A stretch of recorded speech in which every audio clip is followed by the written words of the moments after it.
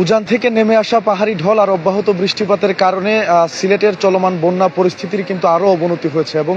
যেহেতু বৃষ্টিপাত অব্যাহত রয়েছে সেই সাথে ভারতের মেঘালয়, চেরাপুঞ্জি সহ উজানে যেসব রাজ্য রয়েছে সেগুলোতে ভারী থেকে অতি ভারী বৃষ্টিপাত অব্যাহত রয়েছে এবং পাহাড়ি ঢল নেমে আসছে, যার ফলে হু হু করে সিলেটের প্রধান নদী সুরমা সহ অন্যান্য যেসব নদ নদী রয়েছে তার প্রত্যেকটিরই পানি কিন্তু বাড়ছে। আমরা এখন যে জায়গাটিতে অবস্থান করছি সিলেটের তালতলা পয়েন্ট, আসলে পয়েন্টের অবস্থা কি সেটি আপনারা দেখতেই পাচ্ছেন। সিলেটের তালতলা পয়েন্টে কোথাও হাঁটু তো কোথাও কোমর সমান পানি। আমরা সিলেটে দ্বিতীয় দফায় কিন্তু এই বন্যা পরিস্থিতি চলছে এবং এই চলমান বন্যা পরিস্থিতির কারণে মানুষজনদেরকে যথেষ্ট দুর্ভোগ পোহাতে হয়েছে এবং সিলেটবাসীর ঈদ আনন্দ কিন্তু মাটি হয়ে গিয়েছে এবং এই যে পানি বৃদ্ধি সেটি অব্যাহত রয়েছে এবং